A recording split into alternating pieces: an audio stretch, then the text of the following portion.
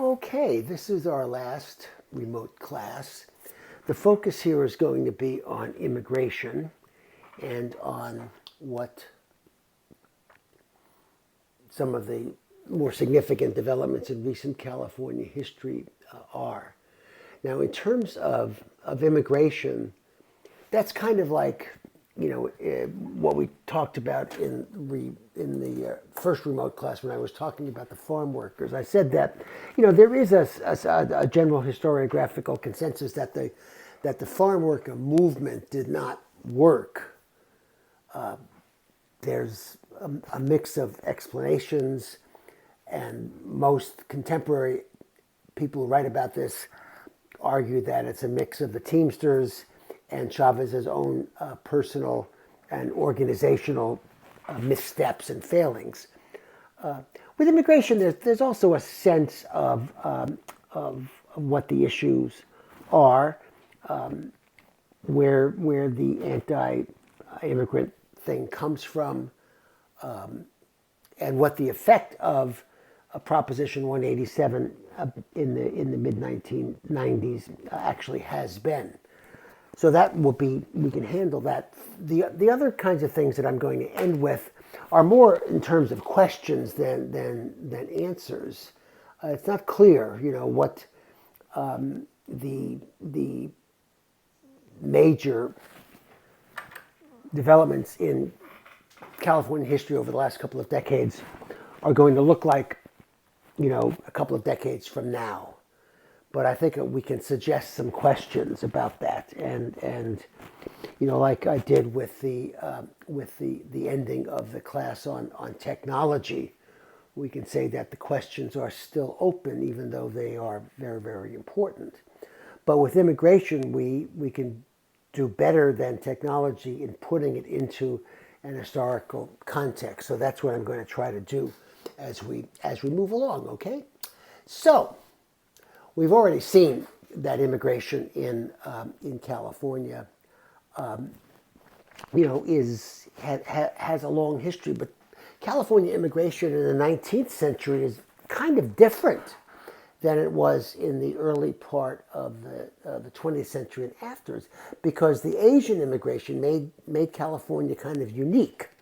So first Chinese and then Japanese, both of whom received poorly, and with both of whom the notion that they somehow don't belong here is very, very significant. So you remember that in 1906, the San Francisco Board of Education segregated Japanese students into their own schools, and this caused a huge international incident, with President Roosevelt having to negotiate a decrease in Japanese immigration directly with the Japanese government, the so-called Gentleman's Agreement. Interestingly enough, the Chinese Exclusion Act basically lasted on the books and in practice until 1943, when we were at war with Japan and China under the leadership of Chiang Kai-shek on the left here, meeting with President Roosevelt and Prime Minister Churchill in Cairo. They were our allies. And so in 1943, Congress repealed the Chinese Exclusion Act, and President Roosevelt on December 17th signed the bill repealing the Chinese exclusion law, and says that an unfortunate barrier between allies has been removed. The war effort in the Far East can now be carried on with greater vigor and a larger understanding of our common purpose. But as you probably know, the Chinese Exclusion Act, still it's still there. In fact, a couple of days ago, Governor Newsom referred to it at the end of his speech about sheltering in place and the coronavirus.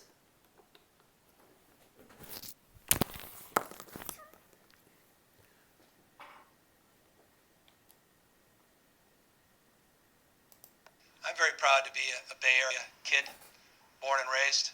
But one of the things that doesn't make me proud is part of our past.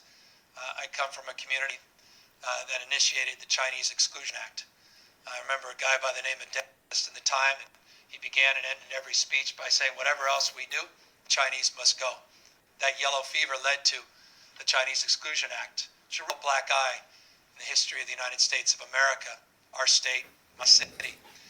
One thing I also want to express is deep, deep recognition of the xenophobia, the racism that is being perpetuated against Asians in our state. We have seen a huge increase in people that are assaulting people on the basis of how they were born, the way they look. And I just want folks to know we are better than that. We are watching that. We're going to begin to enforce that more aggressively. And I just hope people put down their bigotry, their bias, and recognize that a state where 27% of us are foreign-born, a state that, as I said, is truly universal, the most diverse state in the world's most diverse democracy, that in order to meet this moment, we have to recognize our common humanity. And so it's in that spirit I conclude, and I thank all my fellow Californians for recognizing the urgency of tonight's call. And over the course of the next few days, we look forward to working very closely with everybody so everyone understands where we are and where we're going as a state and as a nation. Good night, everybody.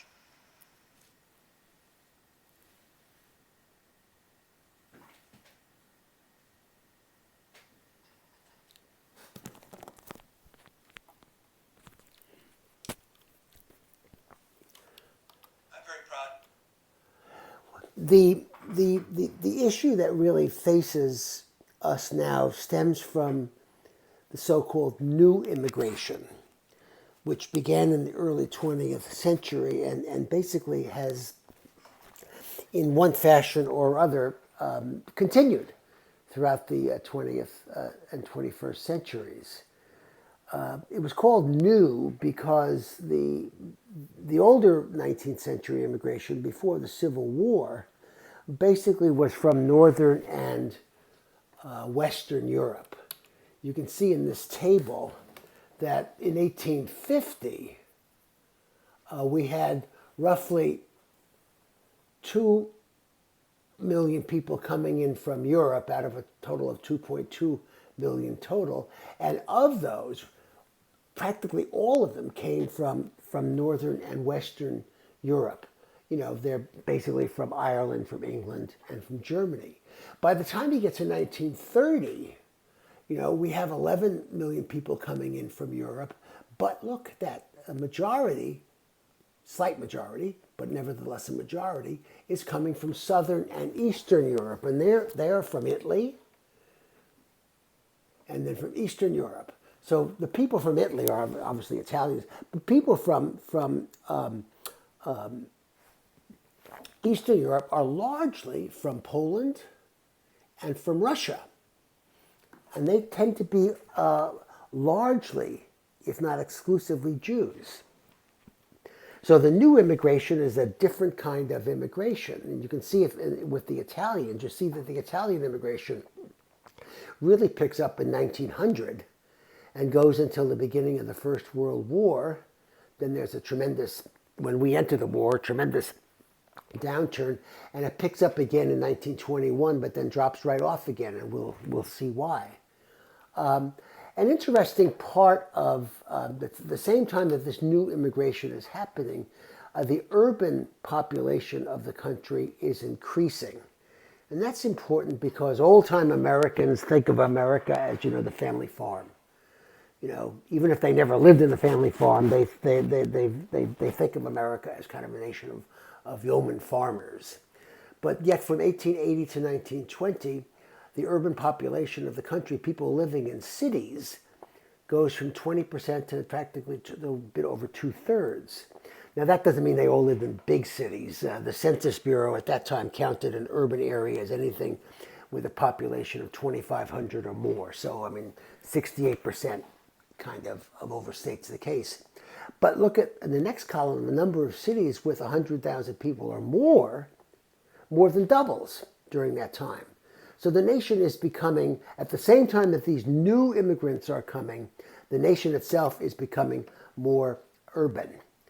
And that urban population tends to be largely immigrants, especially with the new immigrants. You see, this table is from 1920, and you can see that the proportion of people in the whole population who are immigrants or children of immigrants is very, very high. New York, it's 3/4. But even in San Francisco, it's almost 2/3, and in Los Angeles, it's almost a half. So you can see that this phenomenon of the new immigration is something that is very much hitting the West as well. Well, in California, the new immigrants are largely Italian. There are a number of Jews who come in, but it's largely Italian. And some of them do very well. The Bank of Italy, as you know, was founded by A.P. Giannini, who really did well when he gave out a large number of loans right after the earthquake. There's his building before the earthquake and the building in Market Street after the earthquake in 1915. There's Mr. Giannini himself with his wife on the SP taking a trip.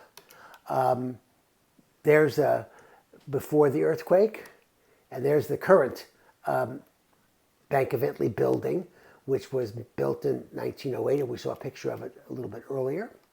See, it's been really nicely redone. Did very, very well. He did so well that he actually financed United Artists. And I showed you the picture on the left a few weeks ago. That's Douglas Fairbanks, Mary Pickford, D.W. Griffith, and Charlie Chaplin, the founders of United Artists. He also financed Walt Disney's Snow White and the Seven Dwarfs, which, as the ad tells you there, was Disney's first full-length feature production.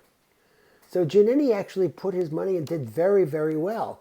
So well that in a day when being on the cover of Time magazine was a big deal, he was on the cover of Time magazine twice, in 1928 and in 1946. Another fellow who did very well was Mark Fontana, an Italian immigrant, who founded the Cannery. The Cannery because he himself made his fortune in vegetables, in canning them. He had a big stake in Del Monte for a while. And of course, Mr. Ghirardelli had his chocolate company. There he is, and he is all over the place, right? He was born in Rapallo, Italy, and he came to U.S. and California and lived until 1894. So he was a little bit before the new immigration really crested, but he was a leading Italian figure. And of course, in the early 20th century, the Italians in the San Francisco Seals, the DiMaggio brothers, and this is in April of 1935. DiMaggio was already with the Yankees, but he came back to play with the Seals. Very, very popular figure.